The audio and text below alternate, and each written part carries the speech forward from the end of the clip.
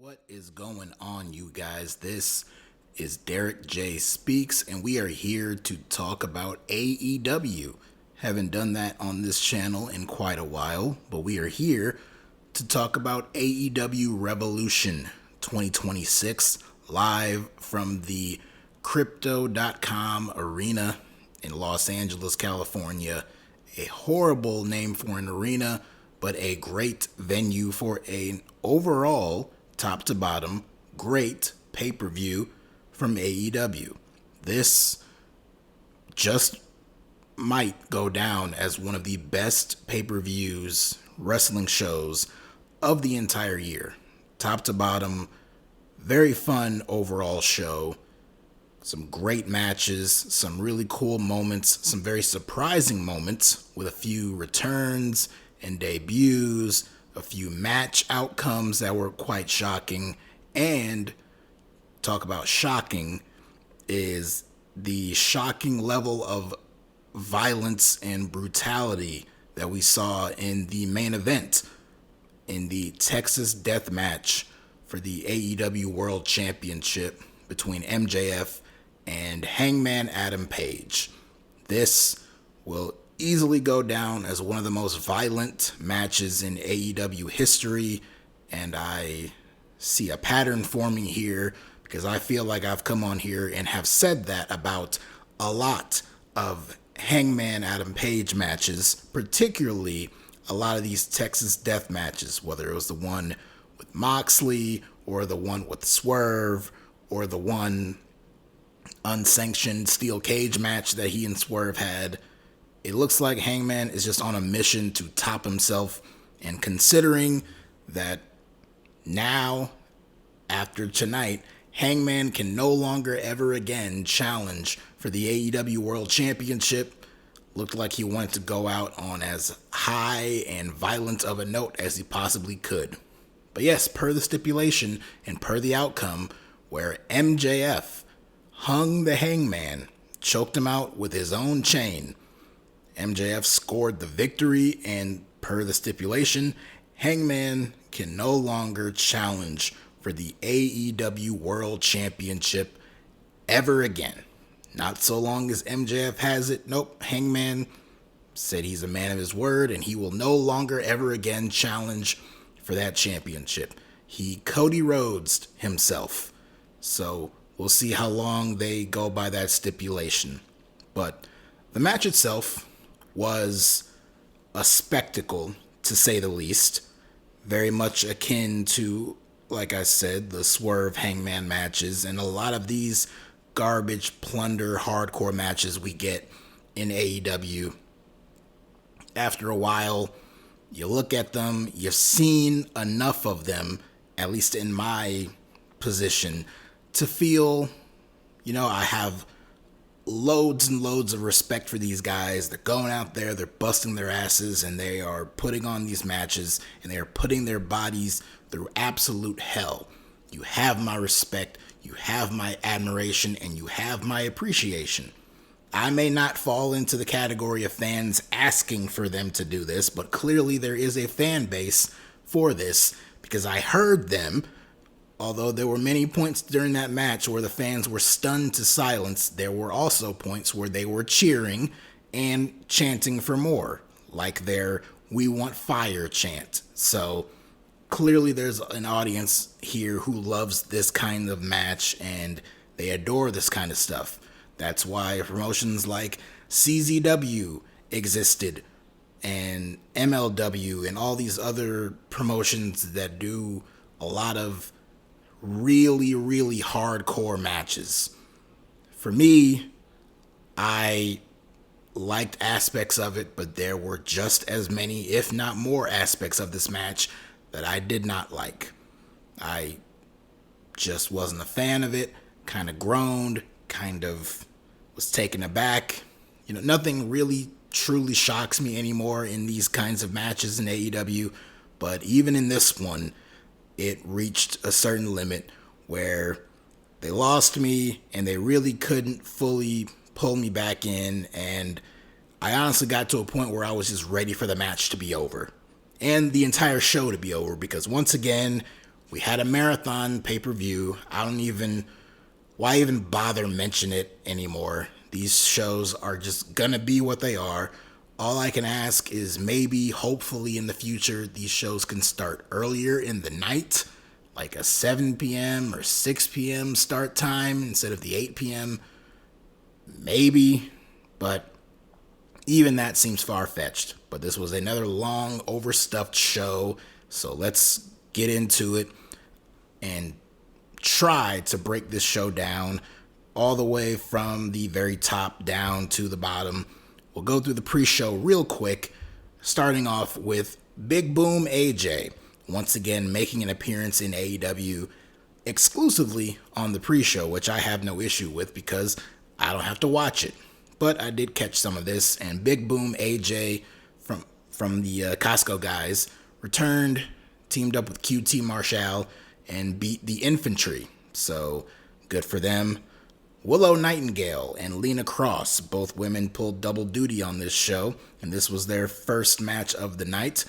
Willow defending and retaining her TBS championship over Lena Cross, only to be attacked by Lena and Megan Bayne after the match, where they targeted her shoulder, which would come into play in the match later on in the night.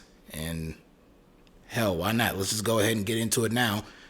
Later in the night, on the main show, Willow and Harley Cameron, the Babes of Wrath, defended their tag team titles against Megan Bayne and Lena Cross. The Divine Dominance, I believe is what they're calling themselves. And it was a pretty one-sided match that led to Lena Cross and Megan Bayne winning the tag team titles. So we have new tag champions. Lena pinned Willow in that match, so she got her win back over her, even Steven.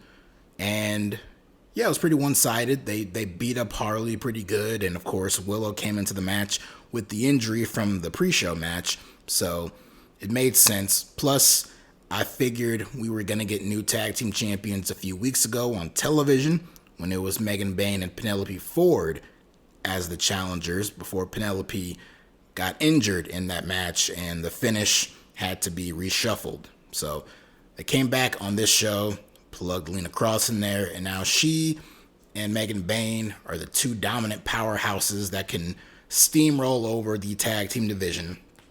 I imagine a matchup between the two of them and Jamie Hayter and Alex Windsor, the Brawling Birds, will be in the future.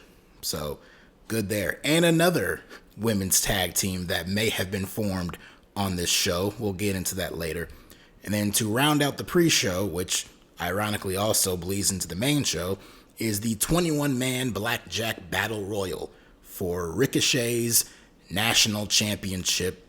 It did start off on the end of the pre-show, and it bled into the start of the main card. This is a new thing that Tony Khan has been doing for the past couple of pay-per-views. It was fine the first time it happened. It's kind of lost its luster the repeated times he's done it since. So it happened here. I mean, it was fine, I guess, but it led into the main show because it came down to Ricochet and Jack Perry. Of course, Jack Perry from Los Angeles had his family there. Very emotional time for him and very emotional win because Jack Perry dumped Ricochet over and out, and he is the brand new national champion, which can't say I'm overly excited about. The Jack Perry character on TV doesn't really make me too excited, but given the circumstances, given the location, the big ovation, he celebrated with his family, his mother and his sister. He looked up to the heavens, up to his deceased father, of course, the famous Luke Perry.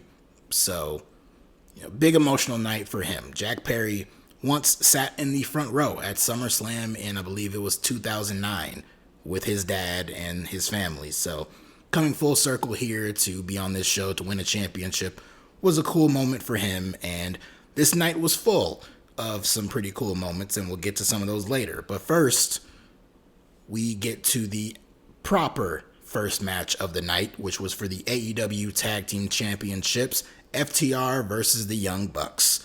Stop me if you've heard this before.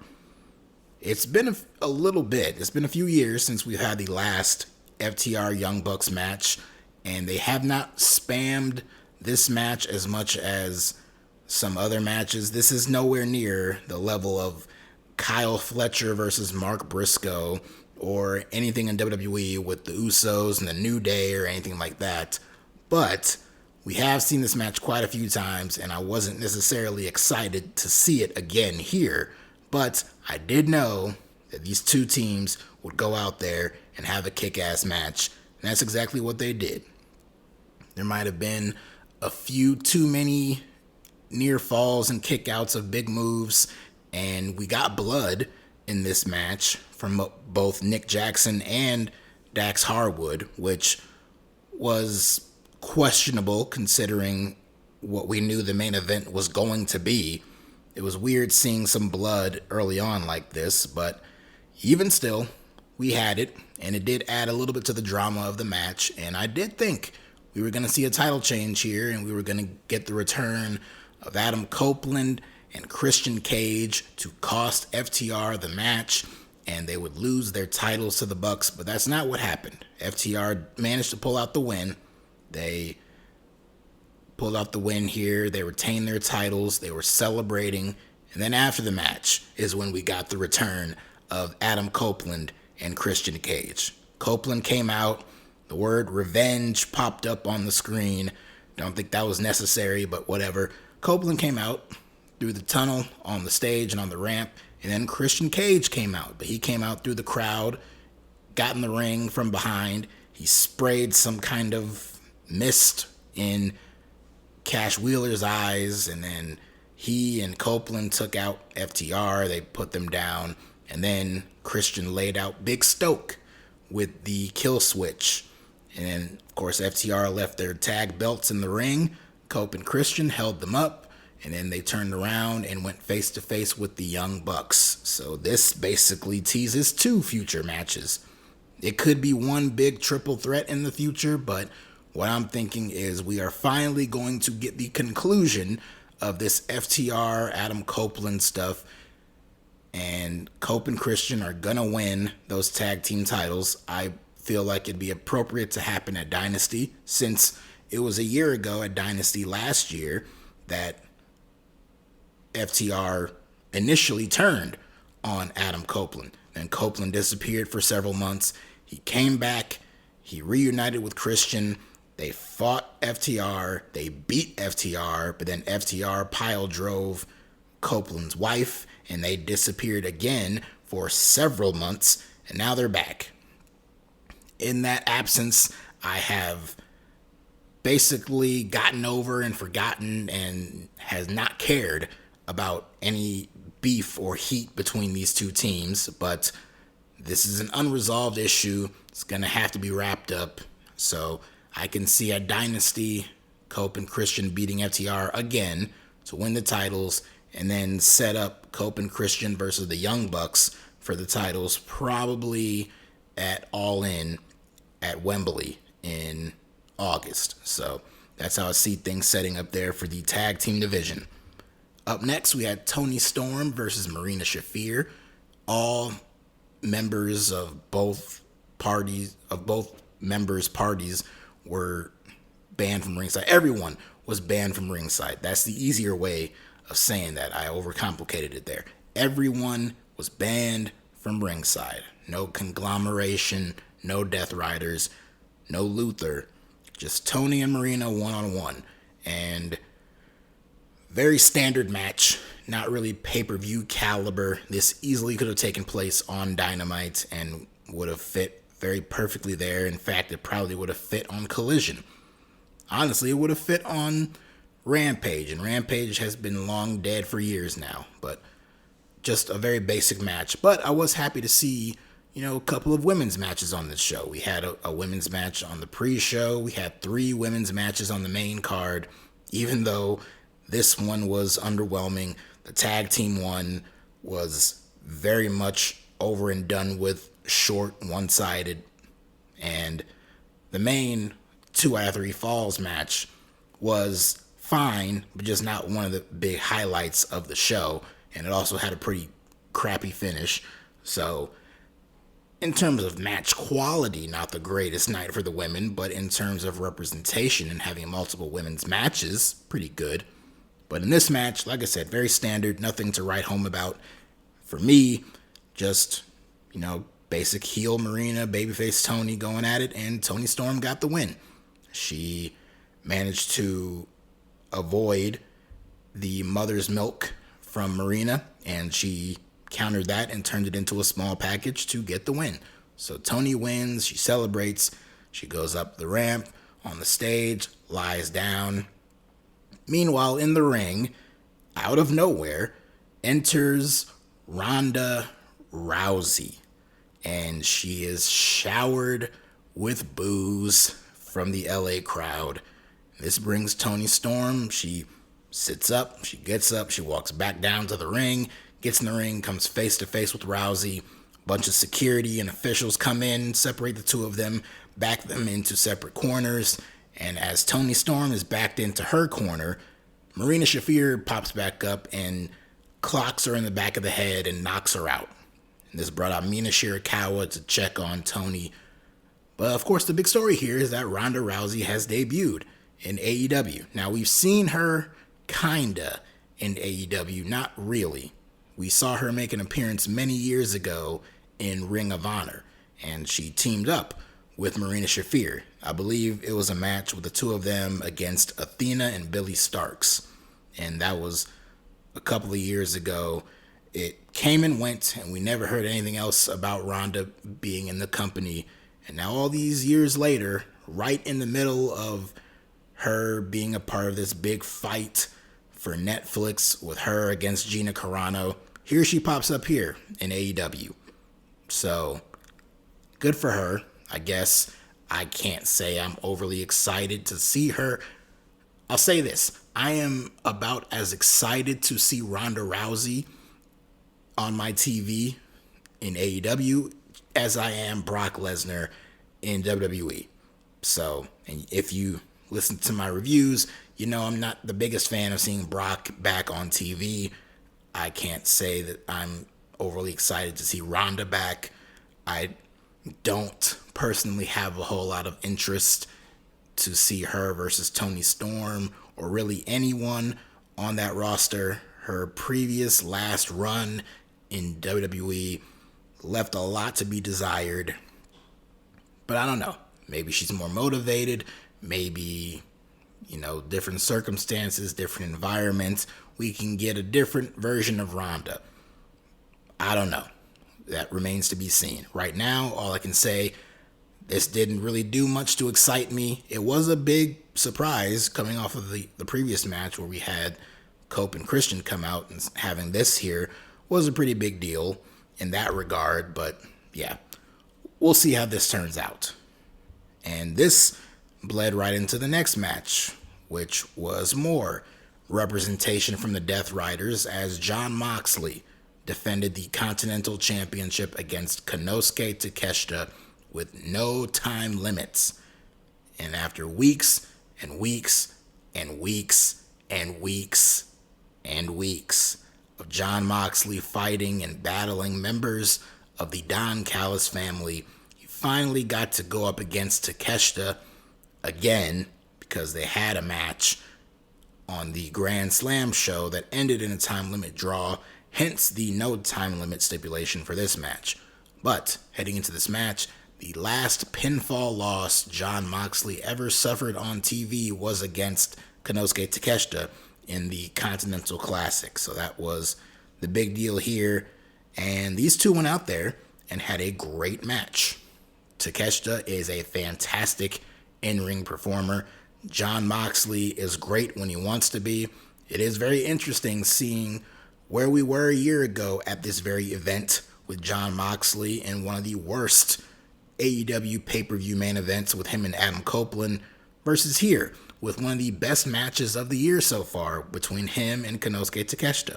Now, like many great AEW matches, it has its faults, like the many, many kickouts of big moves, some no-selling. We see sequences where both men are planting each other on the back of their head and neck, and they just pop right back up to hit another move on the other guy, and it just means nothing. You have certain moves be hit and they're kicked out of. At one point, Moxley hit an avalanche Death Rider on Takeshita, and that was not the finish. And I honestly don't know why it wasn't, since Moxley went on to win the match anyway. You could have ended it there, but I guess they wanted Takeshita to look like even more of a badass in defeat, as he got locked in a rear naked choke. His arms were still exposed. He lifted one up and flipped off Mox, and Mox yanked his arm back and locked it and trapped both arms in, and Takeshita had nowhere to go, no escape, so he passed out. And Jon Moxley retains his Continental Championship. After the match, Takeshita wakes back up. He initially blows off a handshake with Moxley, but then he rethinks it and he shakes Moxley's hand. Now Moxley, the same man who was the biggest heel in this entire company for months and months, he tortured all the baby faces. He tortured so many people. He tortured all of us with some bad television.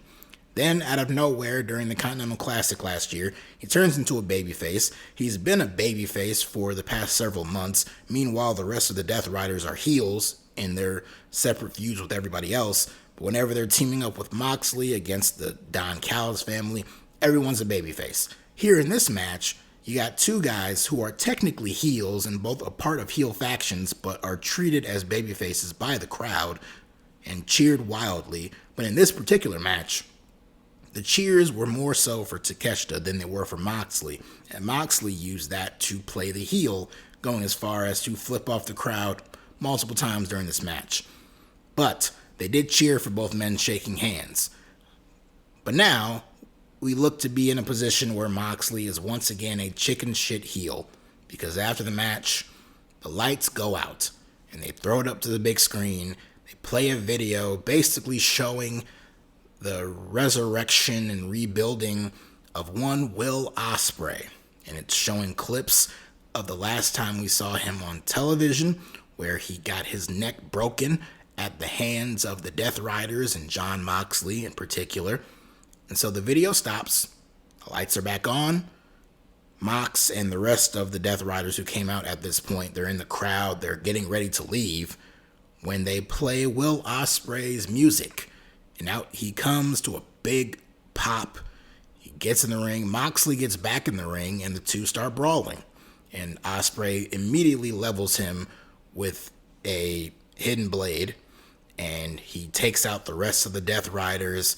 They run off, they're chased off, and Ospreay's left standing tall, getting a huge ovation, posing for the crowd, and doing all that for the crowd.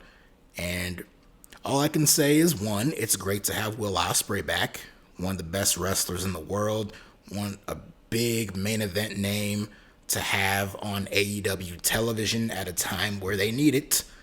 You know, whether the TV show is good or bad, they always are going to need big names like a Will Ospreay or a Kenny Omega and whatnot, and we'll get to him later too.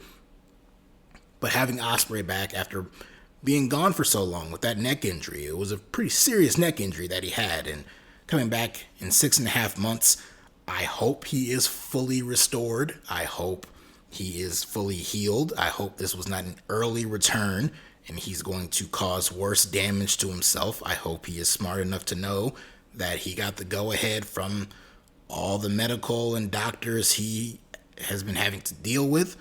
I only say that because these wrestlers can be very stupid with this stuff sometimes, so I just hope he was very smart and he's back and he's as tip-top 100% as he can possibly be. So, great to see Ospreay back. Hope he's healthy. And while I wasn't really looking forward to seeing him face Jon Moxley and the Death Riders when he came back, I can't say it doesn't make sense. They're the ones who, in storyline, which is weird because heading into that whole event there, we already knew that Ospreay was going to go away for a while to get neck surgery. So even then, it was weird that they went through this whole song and dance of the Death Riders beating him down and breaking his neck and snapping his neck and pilmanizing his neck in a chair and all that. It was weird then because we already knew he was going to go away. So it was like, why even bother do that? You should have just not announced anything, had Ospreay, play it off as cool, and then do the injury angle, and then have him go away. You shouldn't have even had him make mention of it, but regardless, it makes sense. They put that heat on Jon Moxley, who was a big heel at the time. Since then, he's been a babyface again. So it'll be interesting if that dynamic will affect their matchup at all. And, with the outcome of the Continental Championship match, I was hoping for a Takeshita win so we could build up to a rematch between him and Okada and reunify those two titles. But Takeshita lost. Was bummed out about that. Now that Ospreay's back, I can understand why they did that, because they want Ospreay to beat Moxley for the Continental Championship. At least I assume. But at the same time, I look at Will Ospreay and I'm thinking, that's your men's Owen Hart Cup tournament final winner this year. That's the guy who needs to go to Wembley and face probably MJF for that championship in the main event on that show. He could still do that with the Continental Championship. It's not like that belt means anything. Majority of these belts in this company don't. There's so damn many of them. So if he beats Moxley and holds on to that belt and wins the Classic and goes on to Wembley and wins that championship, hey, you can ditch the Continental Championship and just retire it then and there for all I care, and turn that tournament at the end of the year into a shot at the World Championship at Revolution next year. That's what it should have been all along. But regardless, it's good to have Ospreay back, and I can very well see him winning that Continental Championship from Jon Moxley very soon, possibly even as soon as Dynasty next month. After this was the Women's Tag Team title match. Like I previously mentioned, of course, Dominion Dominance, or Divine Dominion, the Divine Dominion, I don't know if I said that earlier, the Divine Dominion is their name. They won, so they're the new tag champions. After this, we had Swerve Strickland versus Brody King in a very physical match. Fans were really into this. Not a big standout match on this show, not one that I look back on this show and think, oh, that was a fantastic match. It was very good. It was right up there in terms of the higher tier of TV quality, but it was a very good match. And it's two big names in the company right now. Of course, Swerve just recently turned heel. Brody is coming off of getting a world title shot in Australia, so a big matchup here that saw Swerve be the one to get the victory. These two were hitting some big, heavy moves on each other, especially on the floor and on the ring apron. So very physical back and forth contest between these two guys. But Swerve did Brody in when he hit him with a vertebreaker on the exposed floor on the outside. Brody barely made the count back in, but he did get leveled with a house call kick in the end, and that was lights out for him. 1, 2, 3. Swerve Strickland is the victor. And after the match, Prince Nana got in the ring with a cinder block, and they were planning on giving him a swerve stomp with that cinder block until Kenny Omega made his return. He got taken out by Swerve a couple of weeks ago. He returned on this show, and he saved Brody King, and he chased off Swerve Strickland. Now, if Kenny was going to be able to make it to the show anyway, why didn't they just save the match for this show? The way I look at it is, I assume Kenny's been away in Japan, and they probably didn't want Swerve to just build up to a match all by himself for a few weeks. So they did the match on TV, they had it go down the way that it did, and they decided to do a different match on this show. And they gave Brody King a match on the show, so that's good. But Kenny's back. Obviously, we're going to get a rematch between him and Swerve. The question is, when are we going to get that rematch? Is that the match for Dynasty? Or will Swerve get his title shot at Dynasty? I'm not sure after this, but if we get another Swerve Kenny Omega match in the future after as great as their first one was, I am down to see a rematch between the two of them. So, good stuff there. After this, best 2 out of 3 falls with Thekla defending the Women's World Championship against Kris Statlander. This was the beginning of kind of a lull on the show. Not like super lull, but just this match I wasn't feeling as much as some of the previous ones. The crowd was kind of not super into it. They were still up. They were still, lively. They didn't get completely quiet until right before the main event. But this was fine. Thekla got the first fall. Statlander got the second fall. But after that, they were all tied up, and we got a ref bump. So the referee got knocked out. Thekla stole his belt that he was wearing around his waist, but then it ended up in the hands of Kris Statlander, who used it on both Thekla and the Sisters of Sin, who ran out to interfere in the match. But then at that point, the referee woke back up, and he noticed that his belt is gone, and it's in the hands of Kris Statlander. So this whole little confusion, hullabaloo took place, and it was just enough to provide a little bit of a distraction for Kris Statlander, who turned around into a spear from Thekla, who then proceeded to hit her with 2 stomps and got the win to retain her championship. Good for Thekla. I like her, and I like her character. I like her whole vibe, and I hope she has a very fruitful reign as champion. It sucks that Kris Statlander did not have that fruitful of a reign, despite her getting victories on pay-per-view over Toni Storm, Mercedes Moné, and Jamie Hayter.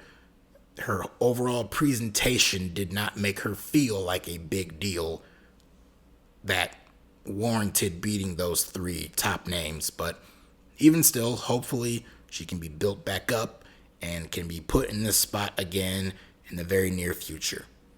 But as for Thekla, I don't know who's up next. I would have said Toni Storm when she got the win and put Toni Storm back in the title picture, but then they went and had Ronda Rousey debut. So I imagine we're going to get Toni and Mina against Ronda and Marina at some point, which we all know who's winning that one. It's certainly not Mina Shirakawa, so we know how that's going to go. As for Thekla, I'm not sure what her future holds, but we'll see. Stay tuned. Up next was one of the matches I was looking forward to the most heading into this show. Bandito, one-on-one with Andrade. No real story here, just Bandito wanted to fight somebody at this show, and Andrade answered the call, and that's really all there was to it. And a little bit of backstory is that Bandito looked up to Andrade as he was coming up as a younger fan and a rookie in the business, so that's really all there was to it. Not a whole lot of solid story heading into this match, more of a premise than a story, but the match itself I was really super looking into, and coming out of this show, it was not the best match of the night. Those honors go to Moxley and Takeshita for me, but this was still a great match and probably a close second behind that one. This was fantastic. It started a little bit slow, and of course they were doing the gimmick with taking off their pants. Poor Bandito tried to take off his. It got a pop, but he couldn't fully take them off, and so Andrade attacked him. Andrade was teasing taking off his pants too, and he finally did. Got a big ovation. He was flirting with some of the girls, the planted girls, of course, in the front row, taking selfies and signing autographs and stuff like that. At one point in the match, though, this was pretty sick. Bandito hit a German suplex on Andrade, and he's supposed to basically toss him into the corner, but he was far enough away where Andrade hit the corner in the back of his head and neck, and it looked very brutal. And he kind of looked out of sorts for the rest of the match. Maybe that was just selling, but I don't know. Keep an eye on that. But I thought they had a tremendous match, and in the end, Bandito, after hitting the 21 plex successfully, and Andrade kicked out of it, Bandito hit a few other moves. He went for the 21 plex again, but Andrade countered out of it. He hit a sick spinning back fist on Bandito, and the two go up top, and he hits him with an avalanche DM. Of course, his finisher is the DM, so he hit him with a super DM off the top turnbuckle and crashed down onto the mat and got the victory. So Andrade is victorious. This was not a championship match. As you know, Bandito is the current Ring of Honor World Champion. So if they wanted to run this back for a big ROH show in the future, they definitely could. And I imagine they'd get even more time, and it would get 6 stars from Dave Meltzer. So there you go. After this, we had Actually, I just realized I skipped over a match. So before Bandito versus Andrade and after the Thekla match, we had the Trios Championship match, where the Trios Champions, the new Trios Champions as of about a week ago, Kazuchika Okada, Kyle Fletcher, and Mark Davis defended against Jet Speed and Mystico. No idea where Mystico came from. I guess that was a YouTube video that explained Mystico basically taking the spot of Hangman Page, who was Jet Speed's partner initially when they won the Trios titles. Then they lost them to the Don Callis family. And now on this show, they just won them right back. And they got the win. They gave the win to Kevin Knight, who hit a UFO on Mark Davis. But the fans were super into this. This was a pretty quick, fast-paced match, and the fans were super into it. They loved Mystico. They respect the hell out of him. He got a big ovation in this match, particularly at the end when they flashed the graphic on the screen that he is officially All Elite, and he joins the likes of Persephone and Konosuke Takeshita and a few other people who have dual contracts, specifically someone like Persephone, who has a dual contract with AEW and CMLL. And I believe there is 1 or 2 other people who are like that. Their names aren't coming to mind right now. It is pretty late at night that I'm doing this review, so bear with me. But Mystico, who has been a huge game changer for CMLL over the past year or so, just constant sellouts of Arena Mexico with him in the main events, or at least in a top spot on the card. Of course, the work with him and MJF last year was really solid, and he has just been a true game changer and a true draw for CMLL, and has helped CMLL be one of the best wrestling promotions in the entire world. Of course, I don't watch them regularly. I don't do reviews of their shows, and a lot of people who only watch AEW or only watch WWE probably won't have as much appreciation for someone like Mystico, but he is a big deal, and he is a very valuable asset to CMLL, and seeing him have that moment on this show and the fans in LA going crazy for him was a cool moment. So, good stuff there. So, I guess from that Trios match to yet another Trios match. We had a Trios Tornado match on the show with Orange Cassidy, Roderick Strong, and Darby Allin taking on the Dogs, formerly the War Dogs, this being Gabe Kidd, Clark Connors, and the freshly debuting David Finlay, who passed up an NXT contract to sign with AEW because Tony Khan flashed way more money in his face than the developmental deal he was offered in WWE. But we had the match here. This was probably the quietest the crowd had been for the entire night. There was one cool moment that I recall where Clark Connors just absolutely murdered Darby Allin with the crazy spear through the ropes off the apron. So that was really cool.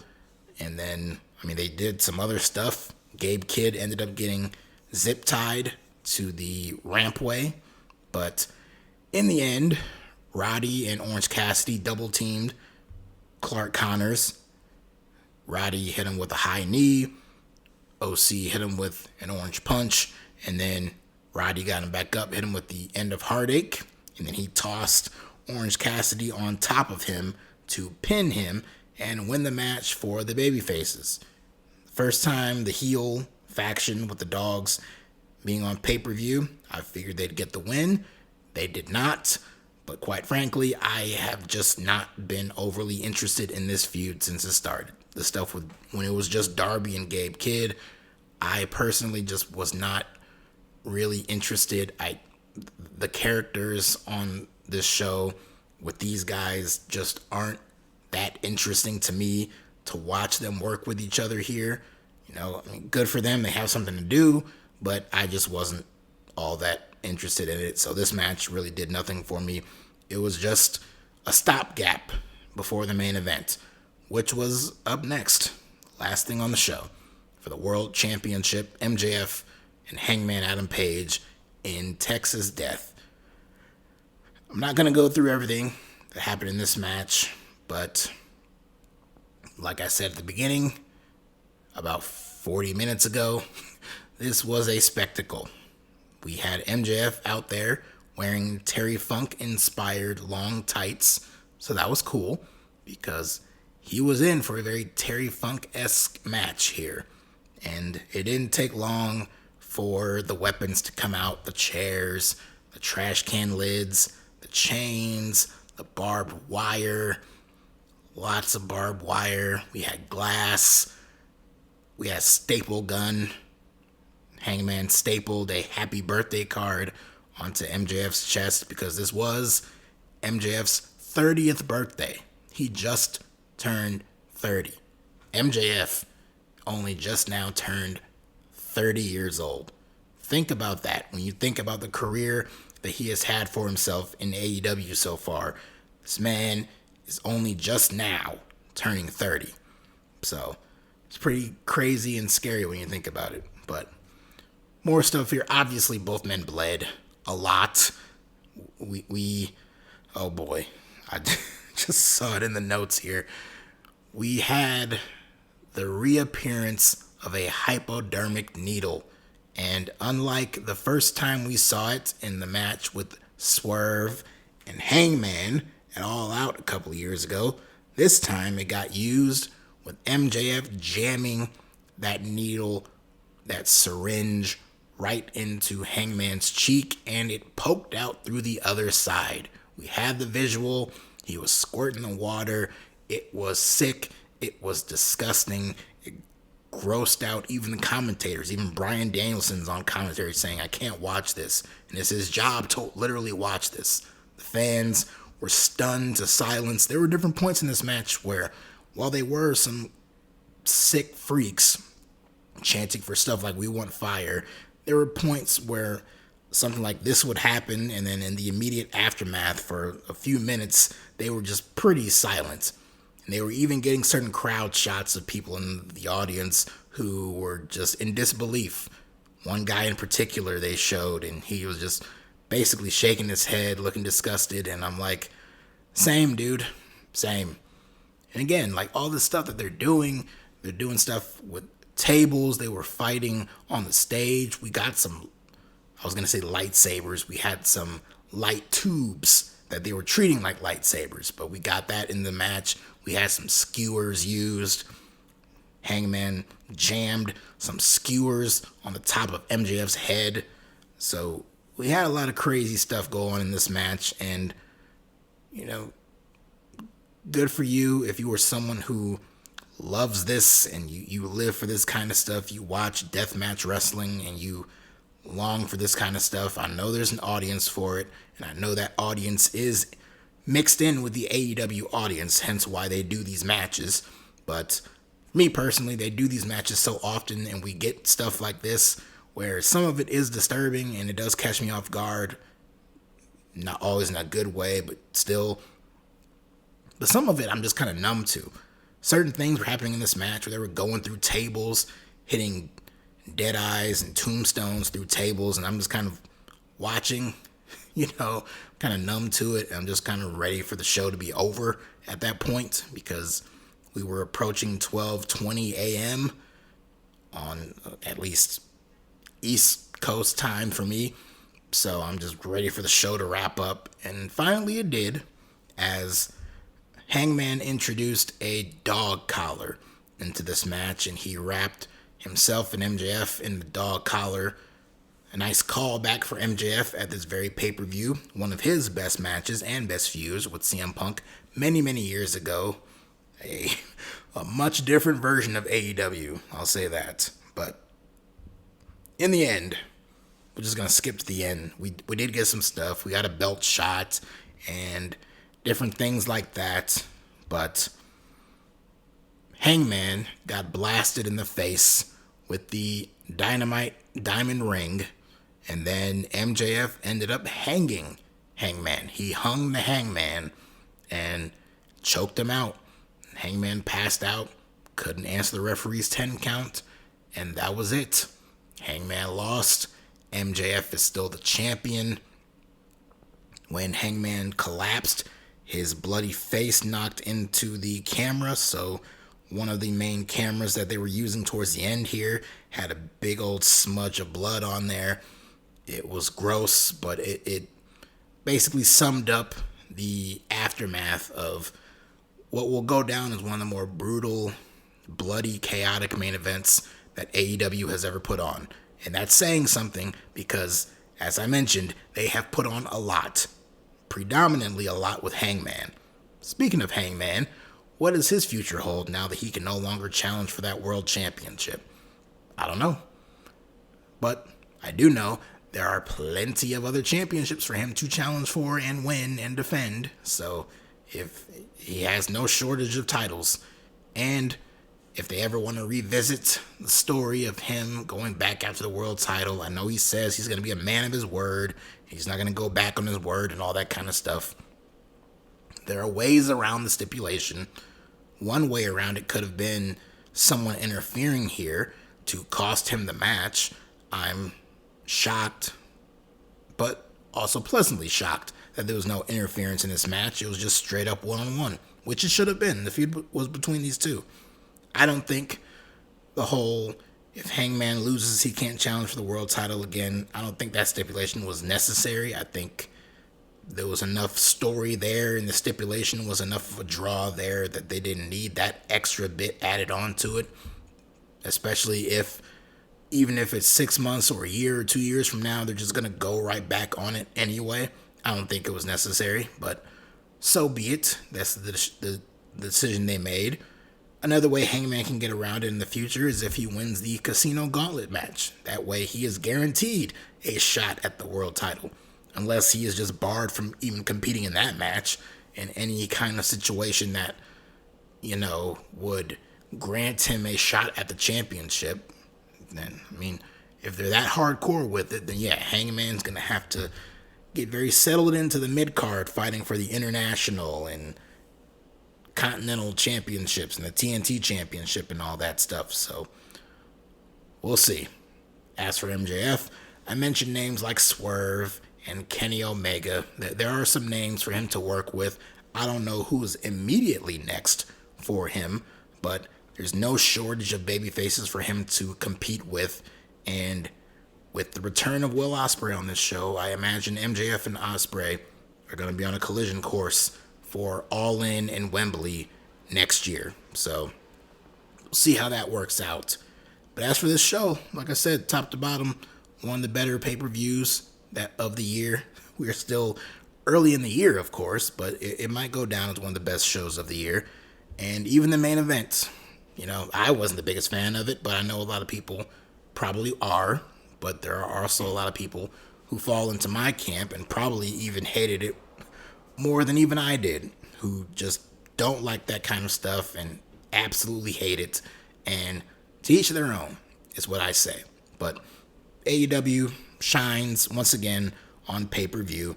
One of their best pay-per-views in recent memory, too, because a lot of their recent shows towards the end of 2025 were good, not great. But this one I would put in the great category, with the Tag Team Championship match and the Continental Championship match and Bandito and Andrade, the spectacle of the main event, and some of the bigger moments with Cope and Christian returning, Ronda, as polarizing as that is, her debuting, and of course Will Ospreay and Kenny Omega. Kenny Omega return on the show was like the fourth most important return / debut that happened. But some big moments, very newsworthy, a lot of title changes. We have new women's tag champions, things like that. So it was a very newsworthy show. So in that regard, one of the better shows of the year. So hopefully it only gets better from here. So that's it for me. Next time I am talking to you guys will very likely be something WWE related. That's what I've mostly been talking about this year so far. And with WrestleMania season right around the corner, as dull as it is right now, there will be plenty to talk about when it comes time to do predictions and review both nights. So until then, check you guys later.